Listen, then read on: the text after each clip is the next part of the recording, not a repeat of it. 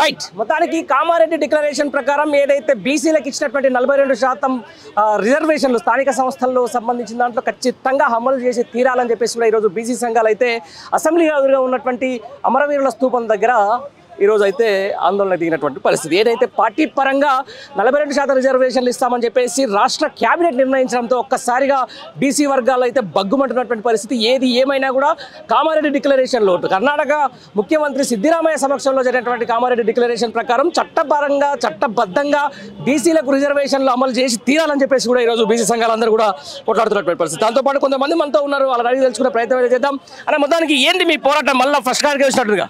అవునన్నా, మొదటికే వచ్చింది. దీనికి కొంత మాకు బాధగా ఉన్నప్పటికీ కూడా మన ఈ ఉద్యమంలో మేము మా పోరాటంలో మేము సక్సెస్ సాధిస్తామని ధీమా కూడా వ్యక్తం చేస్తున్నాం. ముఖ్యంగా ఈరోజు మేము రోడ్ ఎక్కడానికి మన గన్ పార్క్ దగ్గర రావడానికి కారణం గత ప్రభుత్వం జనరల్ ఎలక్షన్లో వాళ్ళ యొక్క మేనిఫెస్టోలో కామారెడ్డి డిక్లరేషన్ ప్రకటించడం జరిగింది. అది అందరికీ తెలిసిన విషయమే. కామారెడ్డి డిక్లరేషన్ వాళ్ళ పరిధిలో లేనప్పటికీ కూడా మనకు రిజర్వేషన్ చేయవలసింది సెంట్రల్ గవర్నమెంట్ చేయాలి. వీళ్ళు అప్పటికి కూడా సెంట్రల్ గవర్నమెంట్లో లేరు. వీళ్ళు ఒక అత్యుత్సాహంతో మేము సెంట్రల్ గవర్నమెంట్లో కూడా వస్తాం, ఇక్కడ కూడా వస్తామనే అత్యుత్సాహంతో వీళ్ళు ఒక డిక్లరేషన్ ప్రవేశపెట్టడం జరిగింది. ఆ డిక్లరేషన్తోనే మా యొక్క బీసీ వాళ్ళందరం కూడా ఏకతాటిగా నిలిచి ప్రభుత్వాన్ని తీసుకొచ్చుకోవడం జరిగింది. తీసుకొచ్చుకున్న తర్వాత ఇప్పుడు మీరు చూస్తున్నారు, స్థానిక సంస్థల ఎలక్షన్స్ లేక దాదాపు 2 సంవత్సరాలుగా వస్తుంది. 2 సంవత్సరాల నుంచి బీసీల పైన క్లారిటీ లేకుండా ఈ తెలంగాణ రాష్ట్రంలో పరిపాలిస్తున్నటువంటి ప్రభుత్వం బీసీలను మభ్య పెడుతూ వాళ్ళకు రిజర్వేషన్లు ప్రకటించినట్టే ప్రకటించి మళ్ళీ కోర్టు పరిధిలోకి వెళ్ళిన తర్వాత అది ఎలాగో జరగదని తెలిసినప్పటికీ కూడా ప్రకటించి కోర్టు పరిధిలో పోగానే అదొక చూపిస్తుంది కోర్టులో ఇలా జరుగుతుంది. ఓకే, మీరు చెప్పేది నాకు అర్థమైంది. టెక్నికల్గా ఇట్ ఈస్ ఆల్ అబౌట్ ఎందుకంటే ఒక పార్టీల పరంగా ఇస్తే రిజర్వేషన్ల వల్ల ఈరోజు బీసీలకు కొనగోరే ప్రయోజనాలు ఏంటంటే ఏం చెప్తారు? తప్పకుండానా పార్టీల పరంగా ఇస్తే మాత్రం బీసీలకు రిజర్వేషన్ల ప్రయోజనం లేదు. ఎందుకు లేదంటే పార్టీలు కేవలం గెలుపోవటంలో వరకే వాళ్ళ అధికారం చెలామణి చేసుకోవడం వరకే ప్రకటించడం జరుగుతుంది. ఆ తర్వాత ప్రజలకు కేవలం పొలిటికలే కాదు కావాల్సింది, బీసీలకు వాళ్ళకు ఉద్యోగాలలో రావాలి, వ్యాపారాలలో ఉండాలి, అనేక రకాల కార్యక్రమాలలో కూడా వాళ్ళ యొక్క ఐడెంటిటీ కోసం వాళ్ళకి కావాలి. మరి ఇప్పటికిప్పుడు వీళ్ళు పార్టీల కోసం ప్రవేశపెట్టుకొని తర్వాత మేము చేతులెత్తేస్తున్నామంటే అది ఎంతవరకు సమంజసం కాదు కదా. అయినా కూడా మేము ఏదో పేరు లేని వాళ్ళలాగా ఎందుకు మేము బయట చలమని కావాలి?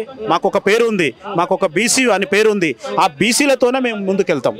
మా యొక్క హక్కులను మేము సాధించుకోవాలి. గ్రామీణ ప్రాంతాలలో సర్పంచ్ లేక ఆ బడ్జెట్ ఇవ్వడం లేదు, పారిశుద్ధ్యం అనేది పడకేసింది. దీనితోనే మేము బీసీలకు మేము ఏదో ఇరగదీస్తాం అనేటట్టుగా పార్టీ పరంగా ఇస్తాము అని ప్రవేశపెట్టి ఇప్పుడు ఎలక్షన్ షెడ్యూల్ ఇవ్వడానికి ప్రభుత్వం సిద్ధంగా ఉంది. ఇదే విషయానికి సంబంధించి ఏంటన్నా మొత్తానికి ఆర్డినెన్స్ రాగానే మొత్తం అద్భుతంగా సంబరాలు చేస్తే వాళ్ళు ఏంటంటే ఎట్లా ఉంది కదా మొత్తం బీసీ రిజర్వేషన్ల ముచ్చట. ఏ రోజు మేము జీవో 9 వచ్చినప్పుడు కానీ ఆర్డినెన్స్ వచ్చినప్పుడు కానీ సంబరాలు చేసే చరిత్ర లేదు. ఎందుకు కొంతమంది చెప్తున్నాను, కొంతమంది సంఘాలు ఆ ప్రభుత్వం అబ్బా పులి అంటే తోకబారడు అనేలాగా జబాన్ వేసుకొని ఆ పార్టీల వైఖరిని మీదేసుకొని పోయిన పరిస్థితి ఉంది. కానీ ఈరోజు కాంగ్రెస్ పార్టీ కామారెడ్డిలో అధికారంలో రావడానికి బీసీలకు 42% రిజర్వేషను మేము అధికారంలోకి వచ్చిన 6 నెలల్లోనే మేము చట్టబద్ధత కల్పించి వాళ్ళకి చేయూతనిస్తామని చెప్పేసి మాట్లాడింది కాంగ్రెస్ పార్టీ. అందులో బీసీలకి సప్లాన్ పెట్టి వాళ్ళకి సంవత్సరానికి 20,000 కోట్ల రూపాయలు, 5 సంవత్సరాల 1,00,000 కోట్ల రూపాయలు వాళ్ళకి ఏర్పాటు చేసి వాళ్ళని ఆర్థికంగా బలోపేతం చేస్తామని చెప్పేసి కామారెడ్డిలో కూడా డిక్లరేషన్లో వాళ్ళు ఇచ్చిన మాట వాస్తవం.